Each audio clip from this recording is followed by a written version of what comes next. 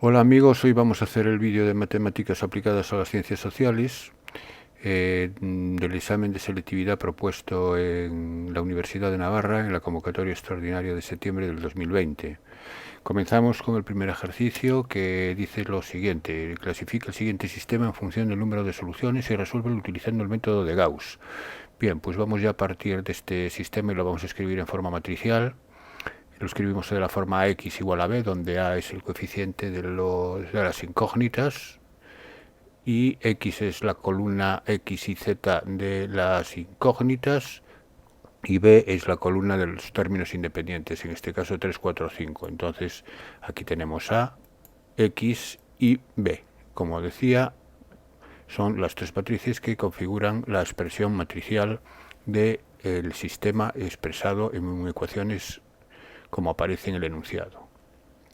Bueno, pues lo que vamos a hacer es aplicar el método de Gauss a la matriz ampliada. Si partimos de la matriz ampliada, que es la matriz A, añadida con la columna 3, 4, 5, que es B. Y sabéis que el método de Gauss consiste en hacer ceros por debajo de los elementos de lo que sería diagonal principal o los elementos que tienen la misma fila y la misma columna, es decir, debajo de las 1, 1, debajo de las 2, 2 y aquí no, sería debajo de las 3, 3, no hay debajo, no tiene ningún elemento debajo, con lo cual tendríamos que hacer ceros donde aparece este 2, el 3 y el 3. Entonces vamos allá para hacer ceros, para hacer un 0 en el 2, combinando, haciendo operaciones elementales con filas. Lo que vamos a hacer es a la segunda fila, que es la fila que quiero modificar, restarle el doble de la primera. Y para hacer un 0 en el 3, a la tercera fila restarle el triple de la primera. Así que lo que voy a hacer, las operaciones elementales que voy a hacer son F2, es decir, indicando por F2 que es la fila 2, le resto el doble de la fila 1. Y a la fila 3 el triple de la fila 1. Así que me queda, la primera fila me queda como está. Y sería fila 2, ahora sería 2 menos el doble de la primera, sería 2 menos 2, 0. 1 menos 1 menos 2 por menos 1, 1 más 2 sería 3. 1 menos 2 menos 1 y 4 menos 2 por 3 menos 6. 4 menos 6 menos 2. Y ahora hacemos lo mismo con la tercera fila, pero restándole el triple de la primera. 3 menos 3, 0. 3 menos 3 por menos 1, 3 más 3, 6. 1 menos 3 menos 2 y 5 menos 9 menos 4. Y ahora me queda debajo del elemento a su 2, 2 hacer un 0, que sería hacer un 0 en este 6. Para ello cojo la fila 3 y a la fila 3 lo que hago es restarle el doble de la fila 2, porque al restarle el doble de 3 ya me queda 6 menos 6, 0, y el 0 que tengo aquí, estos ceros no los puedo deshacer. Así que la operación que tengo que hacer en este caso es esta, que tengo indicada aquí, y obtengo la siguiente matriz. Las dos primeras quedan como están porque ya están resueltas por Gauss, y la tercera sería 0 menos 2 por 0, 0. Este 0, repito, no se puede deshacer porque ya lo tengo del paso anterior. 6 menos 6, 0. Menos 2 más 3, aquí sería menos 2 más 2, 0, también 0. Y menos 4 más 4, 0. Es decir, que aquí me quedan todas, al hacer esta operación, esta fila me queda toda de ceros. Una vez que he acabado el método de Gauss, ya veo que no puedo hacer un 0. Por ejemplo, aquí no puedo hacer un 0 sin cargarme este 0 que tengo aquí, con lo cual ya he finalizado el método. Voy a ver los rangos. Al hacerlo por Gauss, recordar la definición de rango de una matriz. El rango de una matriz, una vez resuelta esa matriz aplicándole el procedimiento de Gauss, es decir, haciendo ceros por debajo de la diagonal, es el número de filas que tienen al menos un elemento distinto de 0. Entonces, aquí el rango de la matriz principal, olvidémonos ahora de la última columna. La matriz principal quedarían las tres primeras columnas. El rango de la matriz principal es 2, porque hay dos filas que tienen al menos un elemento distinto de 0, puesto que la tercera fila es toda de ceros. Y el rango de la ampliada, ahora el rango de la ampliada es 2 también, porque el número de filas de la ampliada que tiene al menos elementos distintos de 0 es 2. Así que aquí el rango de A y el rango de la ampliada coinciden con 2. Como es menor que el número de incógnitas, que es 3, el sistema por el teorema de Roussel-Frobenius es compatible indeterminado con un grado de libertad. El número de grados de libertad, recordar que era el número de incógnitas, en este caso 3, menos el valor del rango, que es 2. Y eso, el número de los grados de libertad me va a indicar el número de incógnitas a las que tengo que dar un valor para resolver el sistema, darle valor antes de resolver el sistema, dar un valor, un parámetro. Entonces, en este caso, le tengo que dar un valor paramétrico a una sola de las incógnitas. En principio, veremos cuál de ellas es. Para ello, vamos a ver qué sistema equivalente he obtenido por Gauss. El sistema al que llego equivalente es, mirad la última matriz a la que he llegado, y sería x menos y más z igual a 3. Esa es una primera ecuación. Y la otra ecuación sería 2y menos z igual a menos 2. Entonces ese es el sistema que tengo ahora que resolver y sé que es compatible indeterminado con un grado de libertad. Entonces una de las incógnitas le tengo que llamar, por ejemplo, alfa. Le doy un valor alfa que representa un número real cualquiera. Aquí lo más cómodo es darle alfa, le puedo dar a z o a i, indistintamente, pero lo más cómodo aquí es dárselo a i. Para despejar z ya no tengo que dividir por nada. Entonces, si le llamo a i alfa, z sería 2 más 2 alfa, porque la z pasa aquí para la derecha positivo y este menos 2 pasa sumando para acá y queda 2 más 2 alfa. Eso sería z. Con lo cual ya tengo despejado z en función de alfa. Y x lo despejo de la primera ecuación. X es 3 más y menos z, pero y z eran estas expresiones. Entonces x es 3 más y, que es alfa, menos z, que es menos 2 alfa. Haciendo esta suma, 3 menos 2 es 1 y alfa menos 2 alfa es menos alfa. Entonces x es 1 menos alfa. Eso sería el valor de x. Entonces ya tengo las infinitas soluciones. Al ser un sistema compatible indeterminado, sabemos que es un sistema que tiene infinitas soluciones. ¿Cuáles son las infinitas soluciones? Pues las tengo aquí, x y z, para cualquier valor de alfa. Damos un valor a alfa y yo tengo una solución. Damos otro valor de alfa y yo tengo otra solución distinta. Así voy obteniendo las infinitas. Alfa es el parámetro, es un número real. Pues entonces ya estaría resuelto el sistema y discutido. Es un sistema compatible indeterminado y esta es la solución. Vamos con el apartado 2. Dadas las matrices A y B, calcular A por B e indique qué relación hay entre A y B. Bueno, pues voy a calcular A por B y este es un producto de dos matrices. Aquí ya no entro a explicar cómo se multiplican las matrices porque esto lo tenéis que saber. Así que yo hago este producto y resulta que este producto me da la matriz identidad. ¿Es suficiente? ¿El hecho de que me dé la matriz de identidad es suficiente para afirmar que A y B son inversas? Pues en principio no. Para que dos funciones sean inversas, su producto tiene que ser inverso, pero por los dos lados. Es decir, que A por B tiene que ser I, pero B por A también tiene que ser la identidad. Y yo B por A no lo he demostrado. Lo que sí puedo hacer es B por A y ver si me da también la identidad.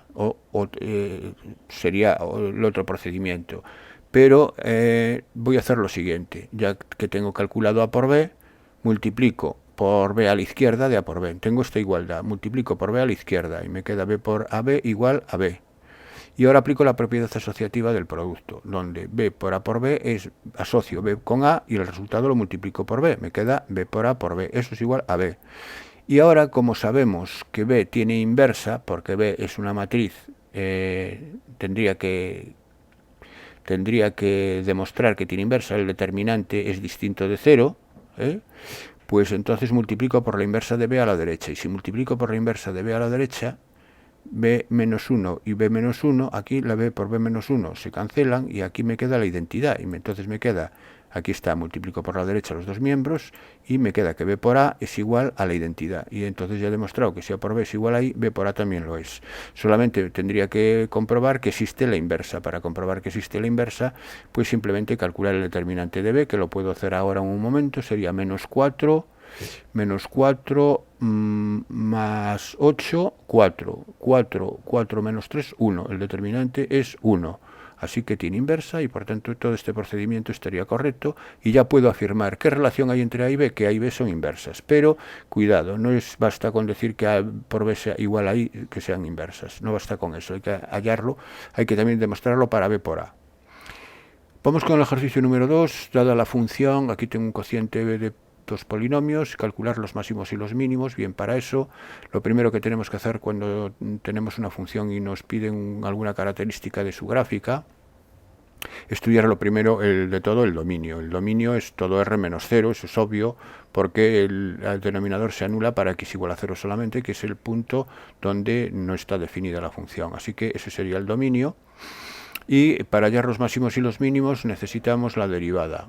Entonces vamos a hacer la derivada, y la derivada es derivada del numerador, que es 2x más 3, por el denominador sin derivar, que es x, menos la derivada del denominador, que es la derivada de x, que es 1, por el numerador sin derivar. Es decir, menos 1 por todo el numerador sin derivar, ponerle paréntesis porque este menos afecta a todo el numerador, partido por el denominador al cuadrado, partido por x al cuadrado.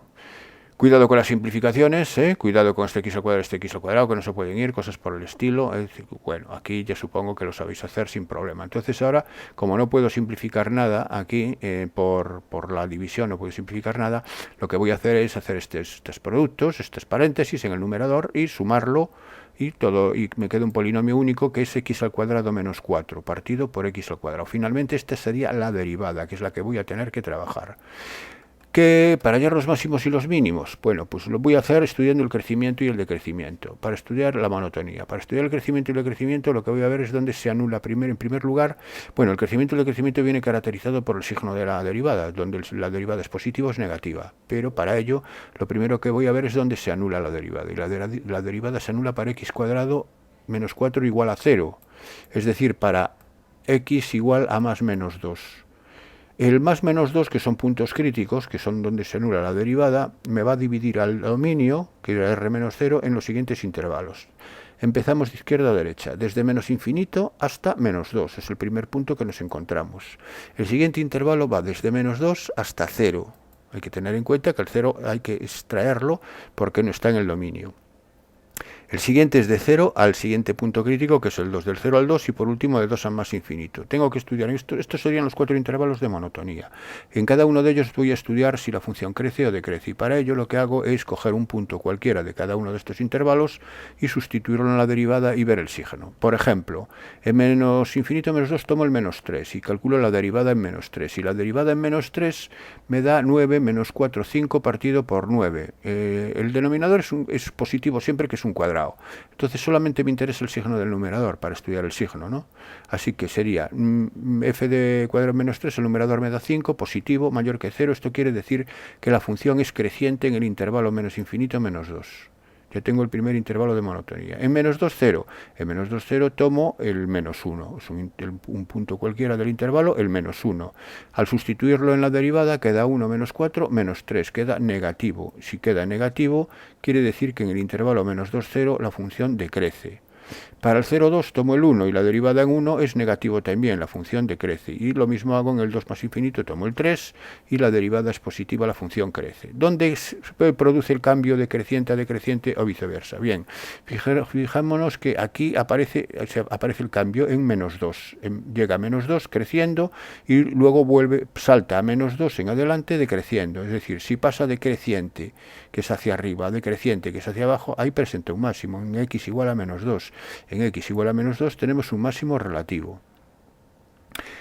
Entre estos dos intervalos cambia, de decreciente a decreciente no cambia, entonces ahí no hay nada. Si cambiase tampoco habría nada porque el punto de cambio es un 0 y el 0 no está en el dominio. No podría decir que en x igual a 0 hay un extremo relativo porque el 0 no está en el dominio. Pero bueno, ya vemos que decrece, por tanto no hay un cambio, no hay nada que ver. Y el siguiente cambio es de decreciente a creciente, es decir, decrece hacia abajo y crece hacia arriba, el cambio es en 2 y en 2 hay un mínimo relativo, en x igual a 2. Y las imágenes del menos 2 es menos 1, se obtiene sustituyendo el menos 2 en la función, y para el 2 sustituyéndolo en la función obtengo 7. Entonces tengo que el máximo es, que son los máximos y los mínimos es lo que me pide, pues menos 2 menos 1 y 2, 7. Esa sería la solución del apartado I. Vamos con el apartado 2. Y en el apartado 2 me piden la integral definida entre 1 y 2 de la función. Bueno, pues lo que primero que hay que hacer es la integral indefinida de la función. Y la integral de la función f de x es la integral de x al cuadrado más 3x más 4 entre x. Aunque es un cociente de polinomios, como el denominador es único, lo que puedo hacer es simplificar, o sea, separar, dividiendo el x al cuadrado entre x más 3x entre x más 4 entre x. Y eso sería la integral de x al cuadrado entre x es x, 3x entre x es 3 y 4 entre x es 4 partido por x. Y esta integral, o la primitiva de esta expresión, es x al cuadrado partido por 2 más 3x más 4 logaritmo de x. Bueno, pues eso sería evaluado entre 1 y 2. Esta sería la integral indefinida, o una de las primitivas, mejor dicho, una primitiva de la función, x al cuadrado partido por 2 más 3x más 4 logaritmo de x, entre 2 y 1, y aplicamos ahora la regla de Barrow, que se trata de evaluar esto en 2, menos y evaluarlo en 1 y la diferencia sería el resultado pedido. Bien, sustituimos la x por 2 y me queda 2 al cuadrado 4 entre 2, 2, 3 por 2, 6, 4 logaritmo de 2, menos, y ahora lo sustituimos por 1, 1 medio, más 3 más 4 logaritmo de 1, el logaritmo de 1 recordar que es 0, aquí, y entonces finalmente haciendo la operación con una calculadora, al final me queda 9 medios más 4 logaritmo neperiano de 2, que si lo escribís en forma decimal es 10,73 aproximadamente. No pongáis unidades cuadradas porque no me está pidiendo un área, simplemente me está pidiendo una integral definida, y si me pide una integral definida es un valor numérico independientemente de lo que sea. Aquí, como no se trata de un área, ni de una longitud de arco, ni de nada por el estilo, es simplemente 10,73. Es decir, no está referenciado a un área, a una longitud, a nada. Bien, y vamos al apartado 3, calcule la derivada de la función g de x, siendo g de x una suma de 3 funciones. Bueno, pues la derivada de una suma es la suma de las derivadas, así que la derivada de g de x, si g de x es esta función, la derivada de g de x será la derivada de f más f' de x, y f' de x ya la hemos calculado en el apartado 1, aquí la tenemos, x cuadrado menos 4 entre x al cuadrado, más la derivada del logaritmo al cuadrado. Primero es una función por la regla de la cadena, tenemos que derivar primero el logaritmo, que esto es logaritmo de algo.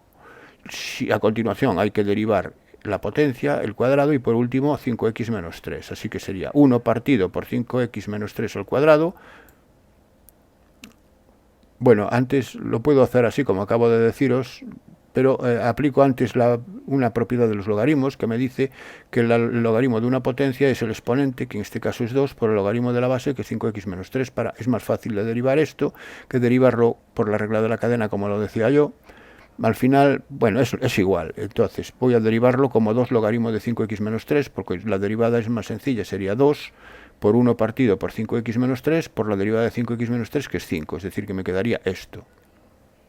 Y por último, la derivada de x por elevado a 3x. La derivada de x por elevado a 3x es la derivada de un producto. La derivada de un producto es la derivada del primer factor, que es 1, por el otro sin derivar, que es elevado a 3x, más la derivada del segundo factor, que es elevado a 3x por 3, por el numerador, por el primer factor sin derivar, que es x. Es decir, me quedaría esto. Entonces, finalmente, si lo quiero simplificar, pues x al cuadrado menos 4 entre x al cuadrado no se puede simplificar más. El 2 por 5, 10, multiplicando aquí, y el elevado a 3x sacándole factor común a elevado a 3x en estos dos sumandos, que multiplica a 1 más 3x. Bueno, pues eso sería la derivada de la función g de x. Pasamos al siguiente ejercicio.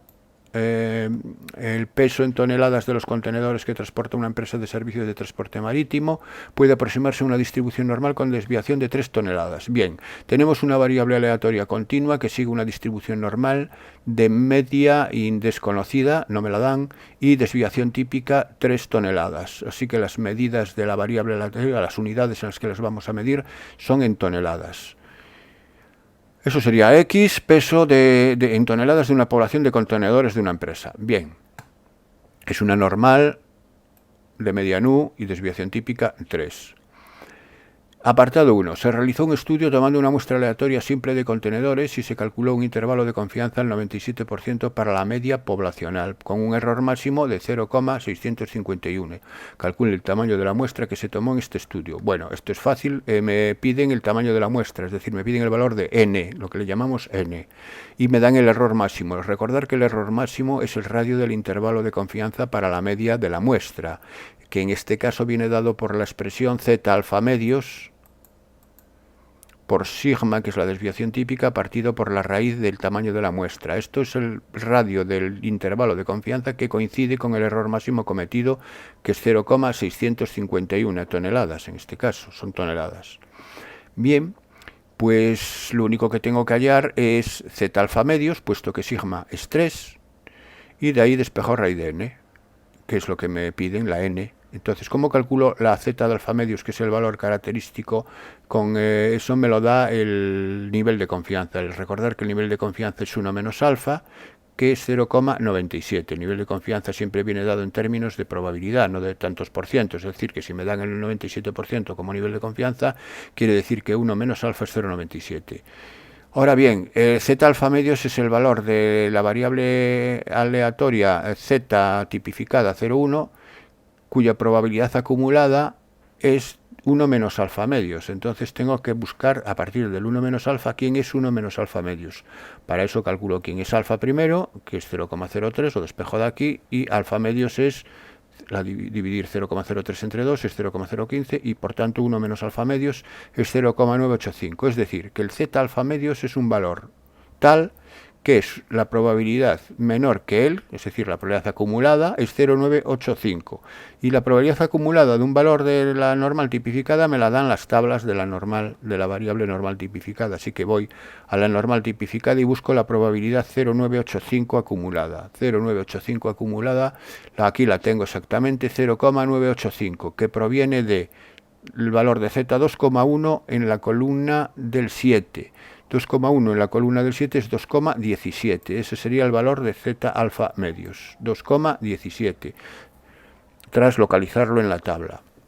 Bueno, pues entonces me voy aquí a la expresión del error máximo cometido y sería 2,17 por 3 partido por raíz de n igual a 0,651. A partir de aquí el raíz de n pasa multiplicando a 0,651 y 2,17 por 3 es 6,51. Despejo raíz de n es 10 y por tanto para hallar n, que es lo que me pide el ejercicio, elevo al cuadrado. Al elevar al cuadrado para eliminar la raíz, 10, me queda que aquí que n es igual a 10 al cuadrado, que es 100. Ya tengo entonces el tamaño de la muestra que se tomó en ese estudio para que el error máximo cometido fuera de 0,651 con ese nivel de confianza. Vamos con el apartado 2. Dice, se decide realizar otro estudio y se selecciona una muestra de contenedores obteniéndose los siguientes pesos en toneladas. Ahí me dan una serie de pesos. Construye un intervalo de confianza para el peso medio de los contenedores con un nivel de confianza del 93%. Bueno, el intervalo de confianza que tengo que construir, recordar que siempre para la media el nivel de confianza tiene como centro la media de la muestra. Así que lo primero que vamos a hacer es la media de la muestra, que es hacer la media aritmética de estos valores que he obtenido aquí. Y la media muestral esa obtenida, son 9 valores, son 9 contenedores, si no he contado mal, 1, 2, 3, 4, 5, 6, 8, sí, son 9. Resulta que la media muestral es coger todos estos valores, sumarlos y dividirlos entre 9, esa es la media de la muestra, que resulta que es 17,79, que ese va a ser el centro de mi intervalo. Y ahora, ¿cuál va a ser el radio del intervalo? El radio del intervalo va a ser el z alfa medio sigma partido por raíz de 9. Porque ahora n es 9. Y pero el z alfa medios me cambia con respecto al apartado 1, porque en el apartado 1 se obtuvo partiendo de un nivel de confianza del 97% y ahora lo tengo que obtener a partir de un nivel de confianza del 93%, es decir, 1 menos alfa igual a 0,93.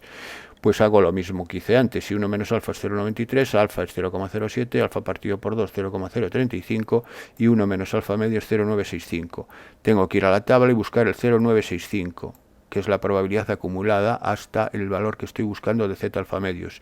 Y 0,965 lo encuentro entre 0,9649 y 0,9656, más cerca del 1,81 que del 1,82. Bueno, pues puedo tomar el 1,81 y aquí exactamente tomo el 1,815, entre 1,81 y 1,82. Bueno, hago una interpolación ahí que no es exacta, pero bueno, más cercana a lo que yo estoy buscando.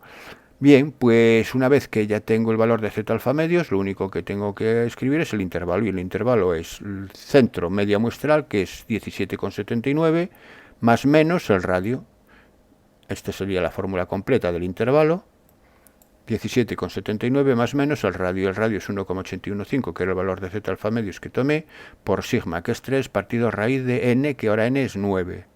Así que el radio al final es, aquí queda 3 entre 3, esto se anula y queda 1,815, ese sería el radio. Si quiero expresarlo en forma de intervalo, el resto yo tengo el extremo inferior del intervalo y si sumo obtengo el extremo superior del intervalo. Bueno, y con esto acabo este ejercicio. Pasamos al siguiente.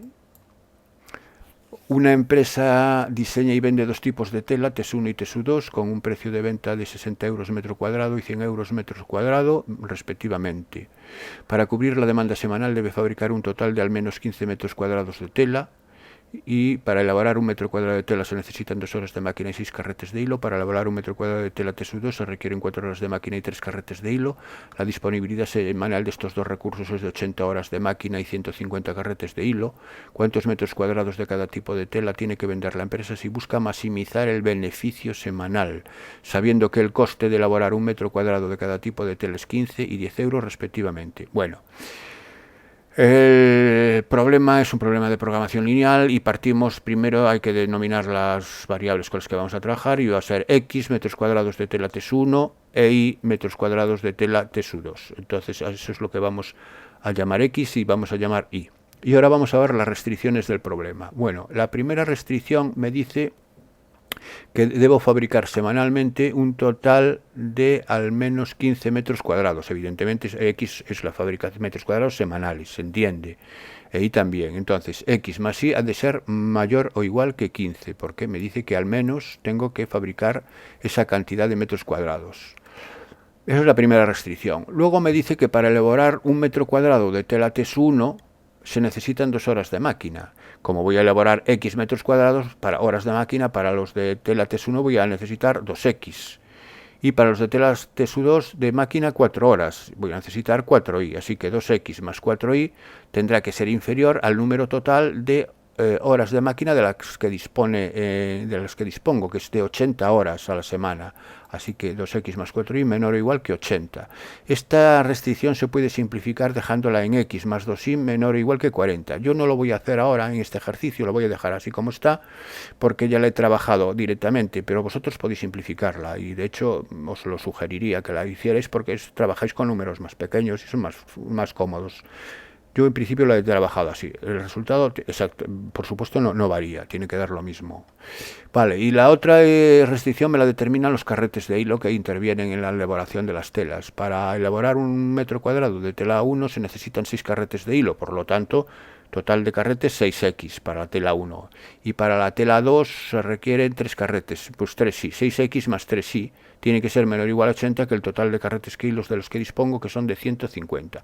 Aquí lo mismo, podéis simplificar y podéis dividir por 3, quedaría 2X más Y menor o igual que 50. También cómodo de trabajar con esa restricción. Bueno, esas son las 3 restricciones y hay que añadir las restricciones triviales de que tanto X como Y representan metros cuadrados de tela y por lo tanto tienen que ser mayores o iguales que 0. Esto me va a permitir luego a la hora del trabajo gráfico del problema ceñirme a que la región factible va a estar solamente en el primer cuadrante, ceñirme al primer cuadrante a la hora de hacer el dibujo. Bien, pues vamos con las funciones objetivo. Bueno, pues en principio me dice que el precio de venta es de 60 euros el metro cuadrado de tela T1 y de 100 euros el metro cuadrado de tela T2, así que el precio de venta será 60X más 100Y. Eso es lo primero que tenga. Precio de venta al público, pongo PVP, le llamo a esa función 60X más 100Y.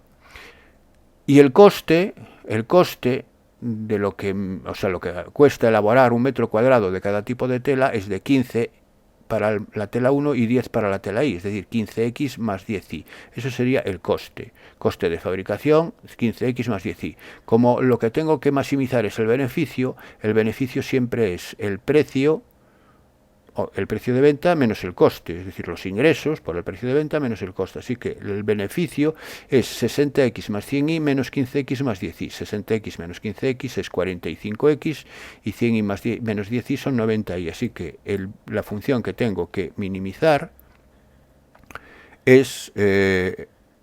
maximizar, tengo que hacer maximizar es 45X más 90Y, que es la función beneficio. Bueno, este sería el planteamiento. Supongo que este plantea el problema. Aquí queda planteado. Es maximizar esta función sujeta a estas restricciones, donde X e Y representa lo que representa, en este caso, metros cuadrados de tela.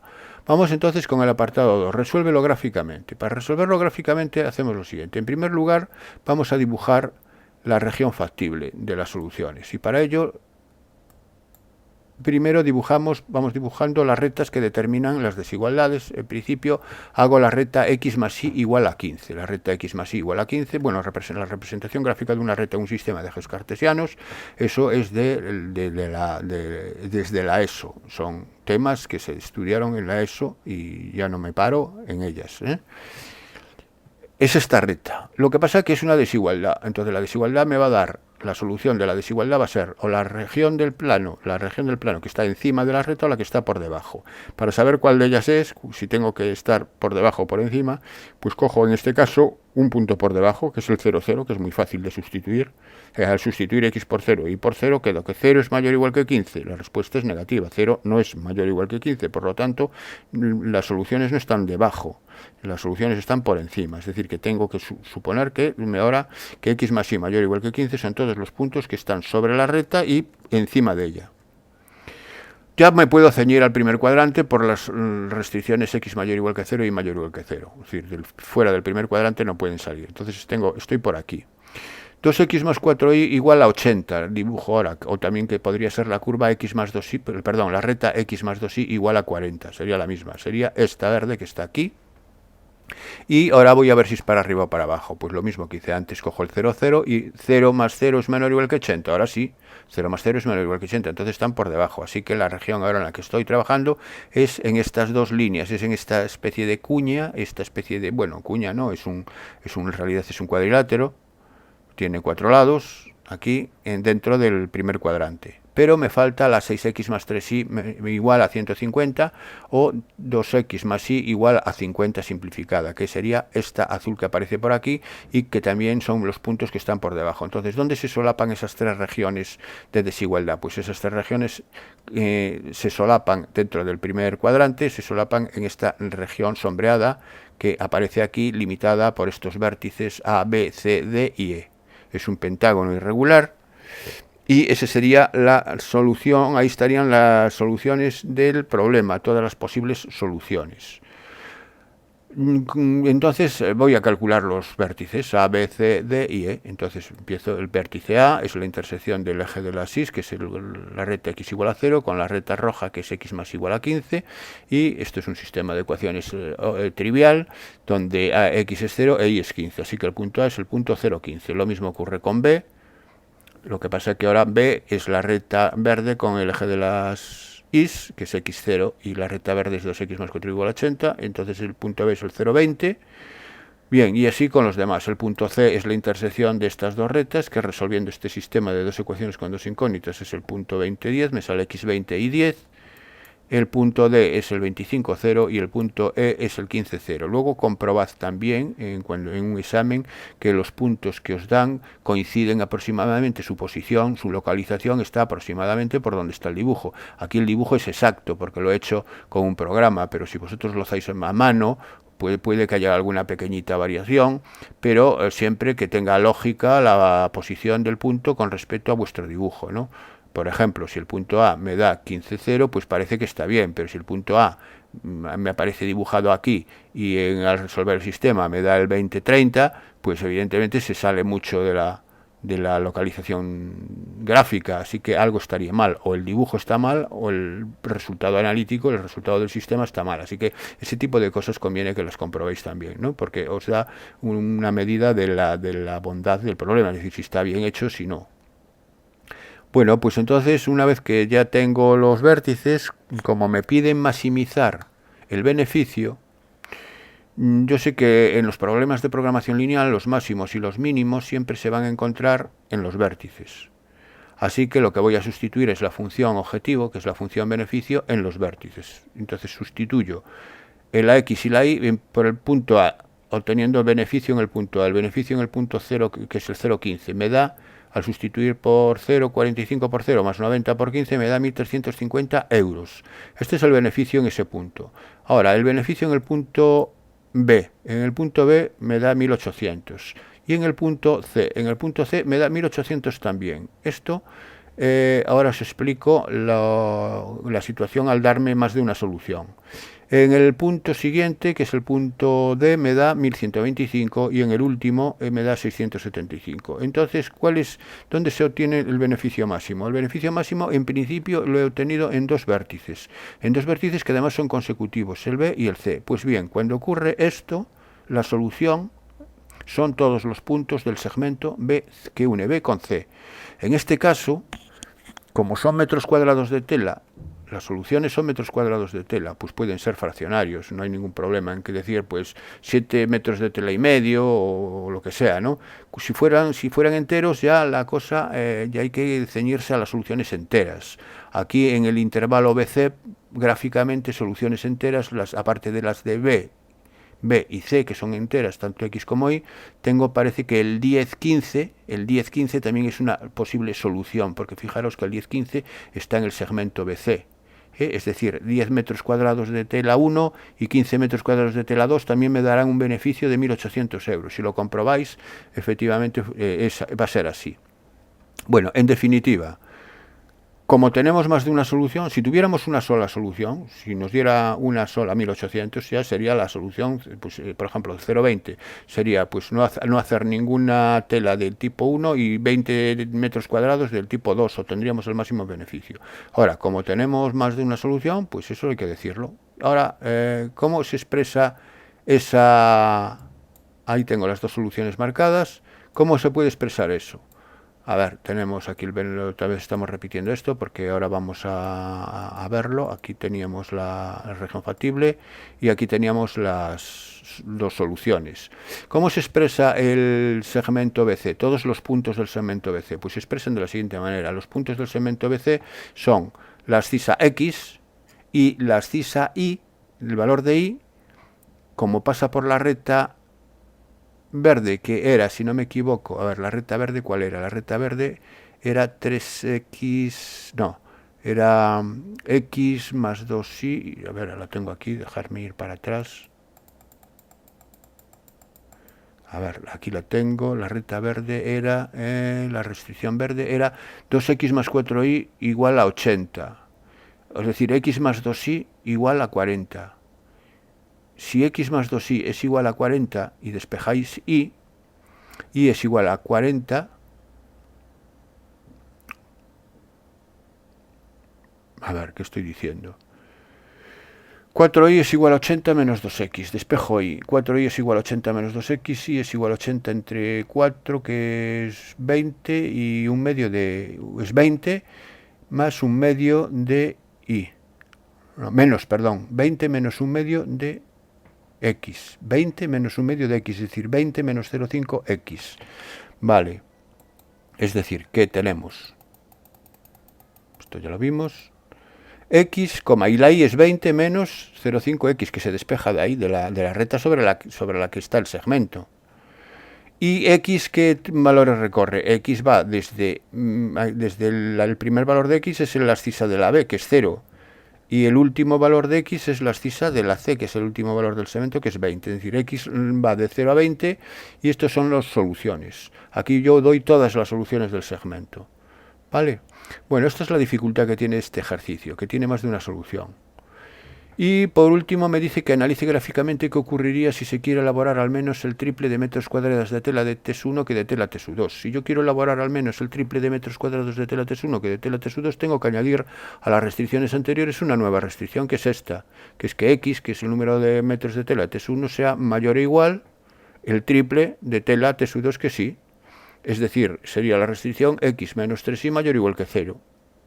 Y X menos 3y mayor o igual que 0 me genera una nueva región aquí, puesto que tengo que dibujar la recta X menos 3y igual a 0, añadir ahora la recta X menos 3y igual a 0, que es esta negra que aparece por aquí, que además los puntos que genera la desigualdad son los que están por debajo de ella, porque si cogéis, imaginaros, cogemos el 10, 0, ¿no?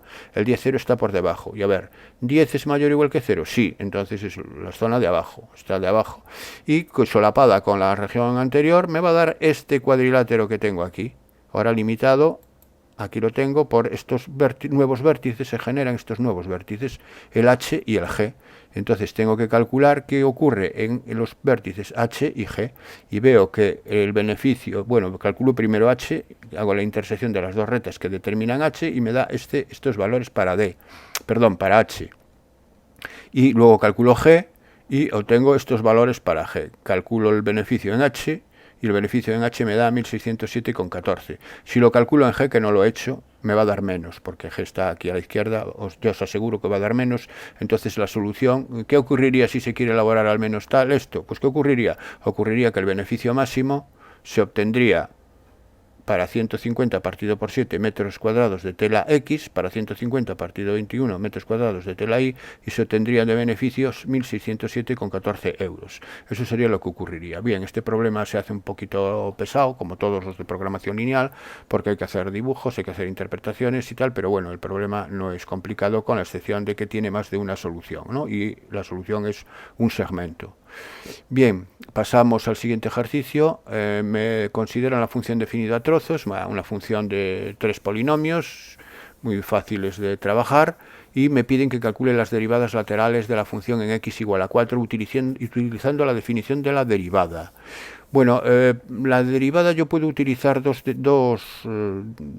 expresiones para utilizar la definición. Una es esta, que es la derivada en un punto es el límite cuando x tiende al punto de la función menos la imagen en el punto partido por x menos el punto. Esta es la que voy a utilizar yo.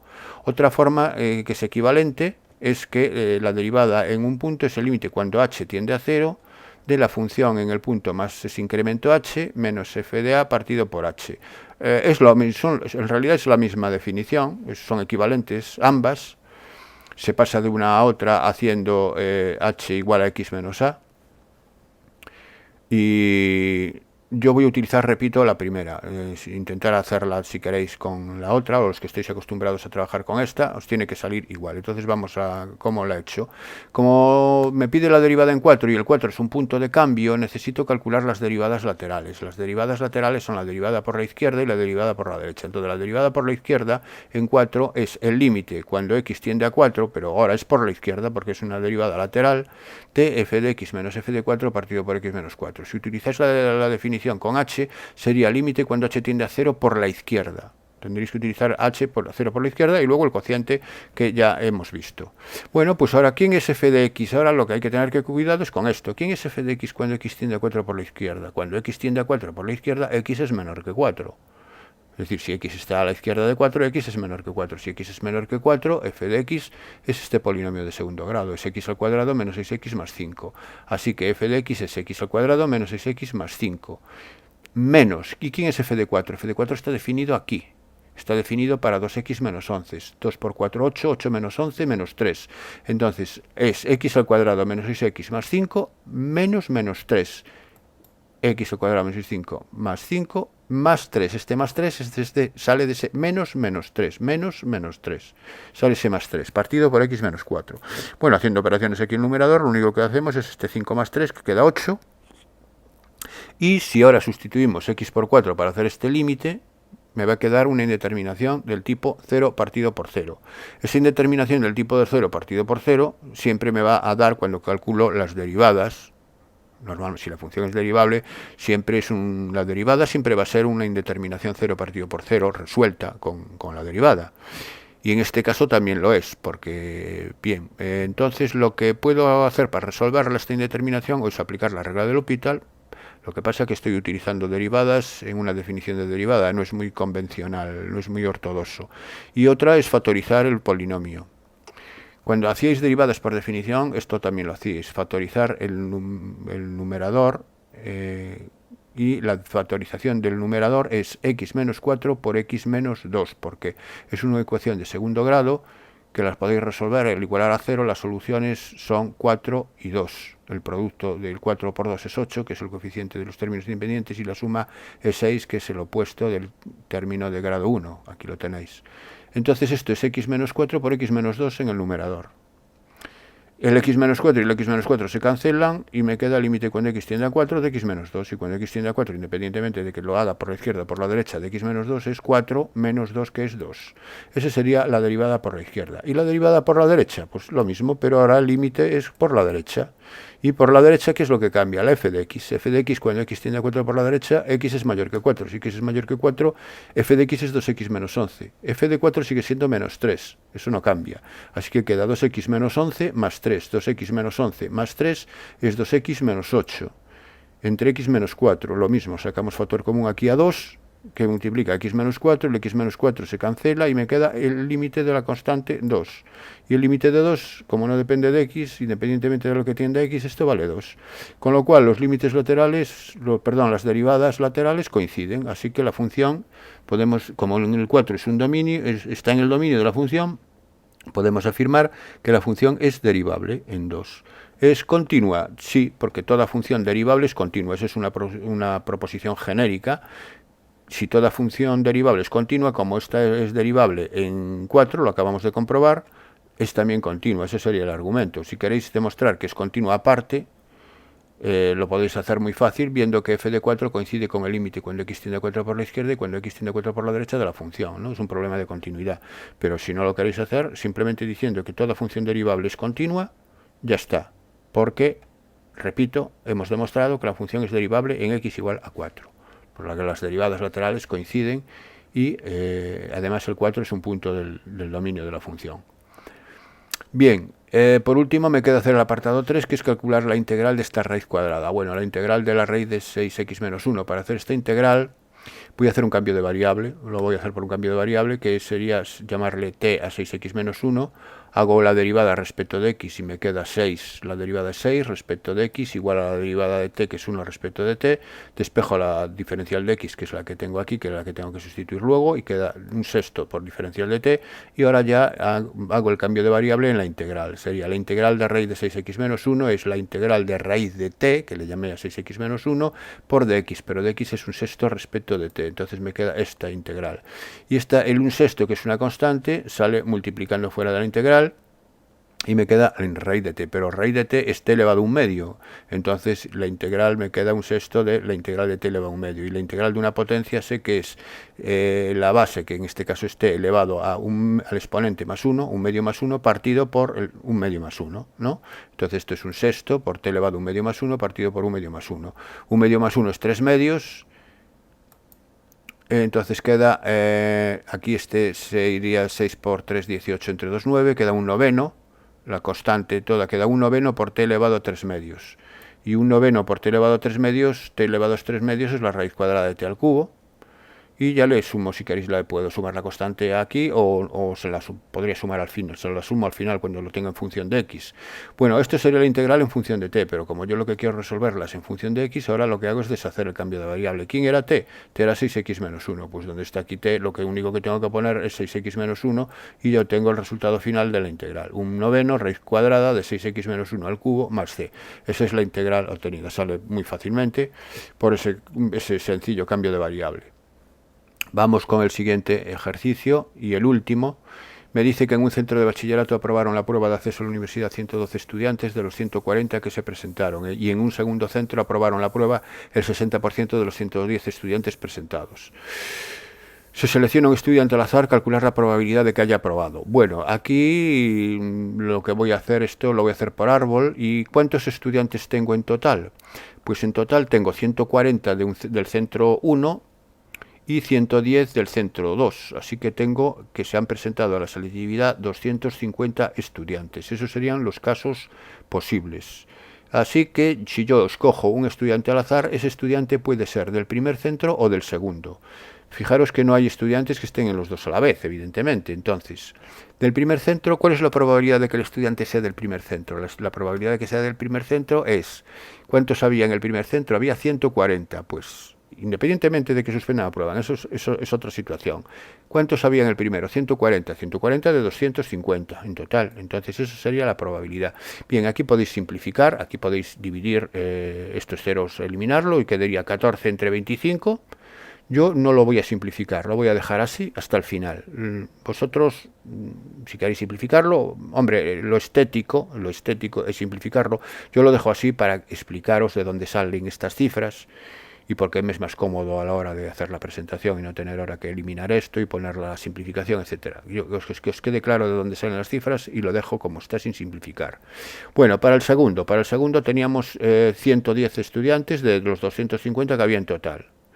Bien, pues ahora me elijo un estudiante del primer centro y ahora sí vamos a ver si suspende o aprueba. Pueden ocurrir esas dos cosas, que suspenda o aprueba, tanto en el primer centro como el segundo centro. Esto es la situación del árbol, esta es la configuración de mi árbol, de mi diagrama de árbol.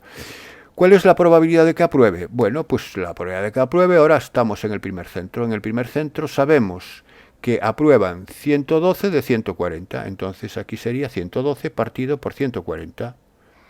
Y suspenden la diferencia de 140 a 112, serían 28, si no me equivoco, serían 28 sobre 140.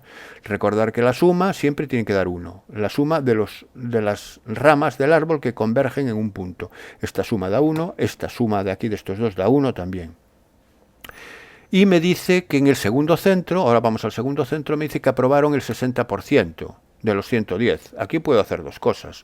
Puedo calcular el 60% de 110 y dividirlo entre... puedo calcular, sí, el 60% de los 110 y dividirlo entre 110, sería la probabilidad. Pero si ya me dicen directamente el 60% de los del segundo centro, puedo poner 0,6 o 60 partido por 100. Me va a dar lo mismo, me va a dar 0,6 esto o me va a dar lo que acabo de decir antes, el 60% de 110 dividido entre 110 va a dar 0,6.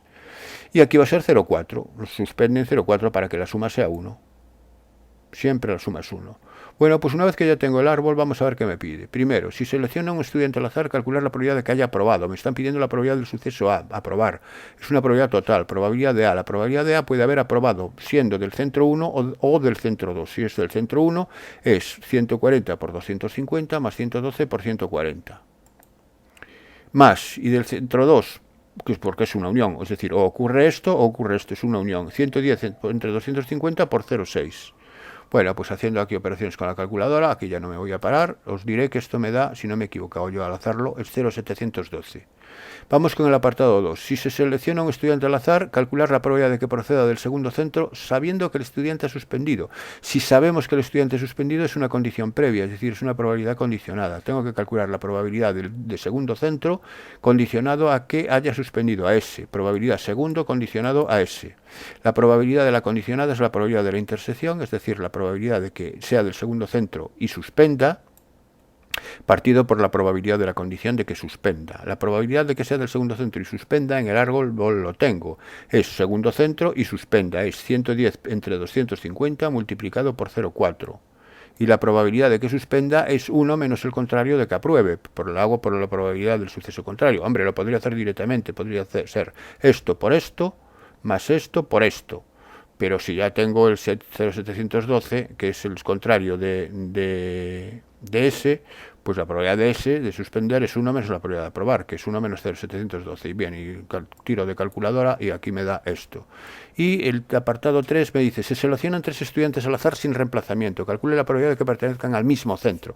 Bueno, esto ya aquí por el árbol ya no lo puedo hacer, porque si seleccionan 3 estudiantes al azar sin reemplazamiento y me piden que calcule la probabilidad de que pertenezcan al mismo, pues tendría que calcular la probabilidad de que pertenezcan al centro 1 o que pertenezcan al centro 2. Eso es una unión de dos sucesos, cuya intersección es vacía, porque no puede haber alumnos que pertenezcan al centro 1 al mismo tiempo que al centro 2. Así que sería la probabilidad de que pertenezcan al centro 1 más la probabilidad de que pertenezcan al centro 2.